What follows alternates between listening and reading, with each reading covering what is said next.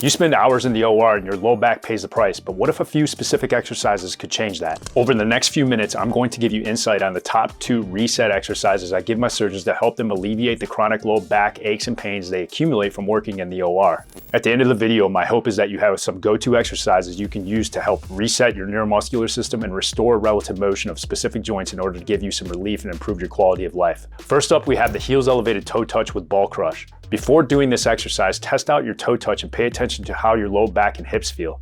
The goal with this exercise is to decompress the low back area via our inhalation through the nose, as when you inhale, you will feel the air flow into your low back area. This is creating an expanding, decompressing effect which helps tone down the musculature in your low back and posterior hip that contribute to the compression on your low back and SI joint. When we exhale out the mouth, we will focus on squeezing the ball and you will naturally feel your range of motion increase. This is through increased hip internal rotation from the adductor muscle group contributing via the squeeze of the ball, and the exhale drives more parasympathetic nervous system activity which will help you relax. Do 1 to 2 sets of 8 repetitions. 1 rep equals 1 nasal inhalation for 2 to 3 seconds, followed by an exhale out the mouth for 5 to 6 seconds, followed by a 2-second pause where there is no exhale or inhale. Now retest your toe touch.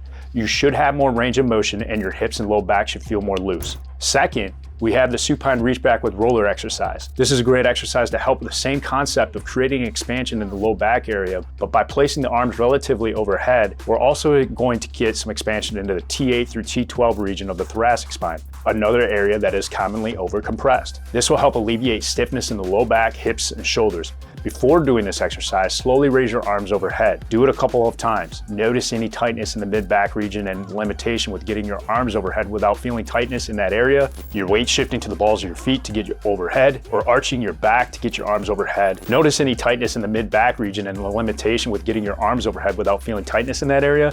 Your weight shifting to the balls of your feet to get your arms overhead, arching your back to get your arms over your head, and or any limitations with range of motion getting your arms overhead. After completing this exercise, retest your overhead raise. You should notice the movement feels smoother and you should have less of a limitation getting your arms overhead. If you want the videos of me coaching you through each one of these exercises, then comment reset and I'll send them over.